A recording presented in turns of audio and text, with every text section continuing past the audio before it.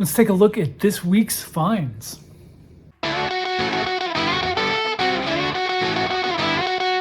So this week I headed up to Brandon, Florida, which is about, depending on the traffic, could be 45 minutes to an hour north of me. So I only get up there about once every 3 weeks, 4 weeks, maybe. And there's a comic shop up there called Urban Legend Comics. It's not a typical comic shop, as it does not get a daily or weekly comics. It doesn't get brand new comics every week. They do have new stock all the time, but that's because the owner, Greg, buys people's collections and then resells them. So this is more of a resale shop, I guess, than anything. And you don't see that quite often, but it's one of the few places that I've found anymore where it's just rooms of like dollar back issues, but not just like cheap back issues.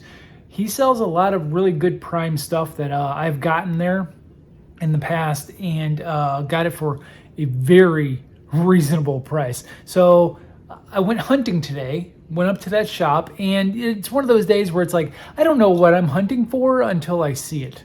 So let me show you what I saw. At this shop in particular, there's a number of deals that can happen. He's got it listed where you can buy 3 $10 comics for $20, basically buy 2 get 1, or you can buy 6 $5 comics for $20. That's buy 4 get 2 free, if you will. And so I take advantage of those deals quite often. If I'm already going to spend $20, get that extra $10 comic. And so I take advantage of a lot of the $5 sales. I mean, more bang for your buck that way. And so today I picked up 12 comics that, like I said, I didn't know I was looking for them until I saw them, and then I knew I had to have them. Now I basically have 2 bundles of those 6 for $20 packages. Okay, so I'm going to show you this first one now. Back in the early 90s, Pizza Hut and Marvel Comics had a pretty good partnership with the X-Men titles. And that's around the time when the X-Men animated series was coming out. So they were focusing a lot on that. So Pizza Hut was releasing VHSs of the cartoon. They were releasing mini comics, placemats, sticker books, activity books. One thing that I picked up today, and once again, I didn't know I was looking for it today. I've been looking for it for a while. This series of comics, 4-issue comics that were released from Pizza Hut. I have been looking at these for a long time. If you were to look at my watch list on eBay, so much stuff is in there, and these have been in there for the longest time, because typically to buy a decent copy, you're looking at least $10 a piece, right? Well, Greg marks the prices here on the corner, $5 each. So technically this was $20, right?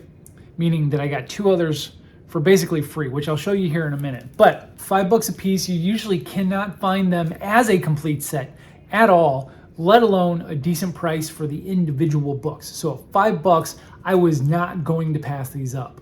One aspect that I didn't know about these books, because I've never held them in person or seen them before in person, was that not only are they wraparound covers, but they're also double gatefold covers.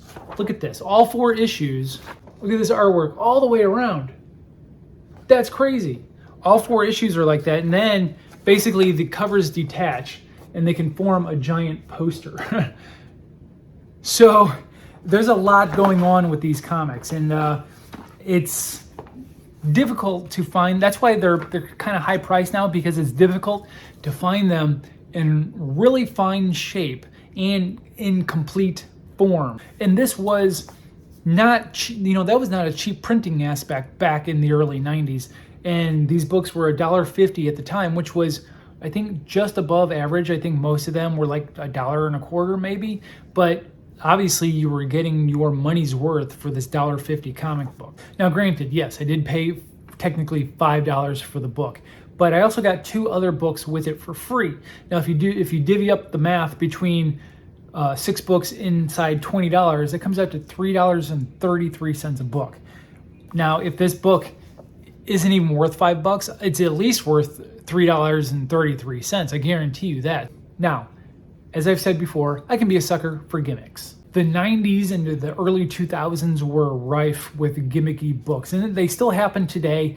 They try to pass them off as like variant covers, but back in the day, these were the original cover. These were the selling aspect of a lot of times maybe a dying story, comic that couldn't sell as much. We'll throw a little pizzazz on the cover and get people's eyes on them, so maybe they'll pick up the book, right?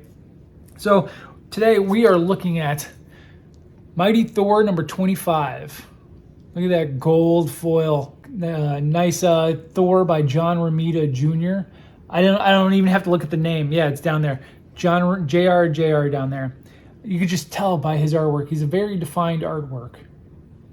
But it's that gold metallic cover there. And so, this book is probably worth at $5. I mean, it's in fantastic shape. It's very minty. It's very clean.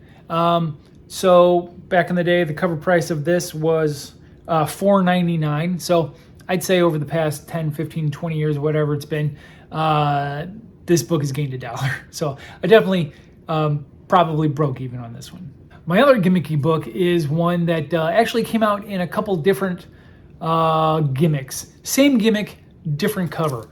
And that is this Wolverine right here. There was a gold foil variant as well that is a little bit more rare and harder to find. And even harder to find error version out there. That's a fun, that's just a fun cover, right? Now, is this book worth anything more than $5? Probably not. There was, like I said, this was the main cover for this book. There's, probably 50,000, 100,000 of them out there. So it's not rare. I'm not going to be making the bank off of this, but this is just a fun item to add to my collection. And that's what a basis of this is that the hunting that I do is meant to be just stuff that I would add to my own personal collection, not stuff that I'm looking to resell or that is going to add, superior monetary value to my collection. It's just things that I enjoy. But if you were to do the math on all of these, 6 books, $5, that's $30. But these guys, could easily go for about $10 a piece. So you're talking $40, $50 right here for $20. That's a deal that I just couldn't pass up. Like I said, this Pizza Hut X-Men stuff, it's a niche collection I've been looking for myself for quite a while, and these were some of the very few last pieces that I actually needed. Once again, didn't know what I was looking for until I found it, and I was really happy with that. Now, my other stack of 6 is a little bit more worthy of the price tag of $5 each. I could not be happier with this stack that I got. Let's talk about 100-page giants. Now, the cover price on these guys is $4.99. You're going to find these at Walmart, you're going to find them at Target, or even at your local comic shop. $4.99 price tag. The thing is, once these guys are sold out, they don't typically maintain that $4.99 price tag. They usually jump up to $10. So this Swamp Thing right here, $5. This is worth $10 right now in this condition. This is a fresh condition. Look at this guy. Usually being such a thick book, these corners get bent up pretty well. This is a nice one. This is number 1. This one's a little bit of an oddity with the 100-page giants. This one had a $10 price tag to it. I paid $5. Now, this has maintained its $10 price tag, which means I basically bought this one for half price. So that was a deal in itself. Whether it has gone up from its $10 value or not, I still got this for half price. Superman. Now, I've said before, I'm not a Superman collector, but 100-page giant number 1 for $5, yes, because this is going to go between $15 to $20 depending on the condition. I think this is more, a little less than 15, maybe 12 I could get for it if I was to resell it, but I still only bought it for $5, so I'm okay with that. This was one of the first ones that Walmart started selling. This Villains book right here. 96 pages technically of comic books, because you've got I think 2 pages of ads, and then you've got the front and back cover. So that's where the 100 pages comes from. This is at least a $10 value right here for $5. Again, I can't argue with that. I will say that on a lot of these 100-page giants, they could be reprints of existing stories, but a lot of times there can be brand new entire storylines beginning in these, because like I said, this was the only villains that they had, but we had Superman #1 here, and this continued for maybe 10 issues of 100-page giant, and it's got all these storylines from all these other characters as well. Yes, Superman is on the cover. It's basically a Superman book, but a lot of these other characters appeared in them as well. Same thing with this one. This villains one focused on villains, obviously. Poison Ivy, Deathstroke, Joker. So there you go. And so this one touted the fact that it was featured a brand new Joker story. At the bottom here, it says the Joker's secret origin, new, right? Obviously, they've never really revealed the Joker's origin. There's always like hypotheticals or what ifs. But that was the big aspect of this. Now, this one specifically caught my eye because of the maze in the background and the owls. This, I guarantee you, reprints the story of the labyrinth when the Court of Owls got a hold of Batman and he had to escape the labyrinth, which is a fantastic and fun storyline. So that's a good read as it is. But the fact that there was new stuff in this book as well. And because it's a brand new Joker story in here, that also elevated the value to about $10 as well. And this is in pretty fantastic shape. I don't think this has even been read yet. I don't see any crease on the spine or anything like that. So $5, you guys, come on. Now, when I do go comic hunting at Greg's shop, one of the things that I tell myself is that I have to buy at least one like minor key at the very least. So going back to this Swamp Thing #1, it's a minor key because it's the first appearance of a character called Charman.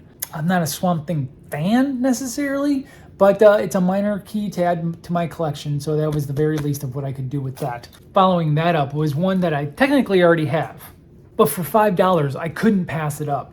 And that is this giant-sized Batman #4. This is the first appearance of a Young Justice.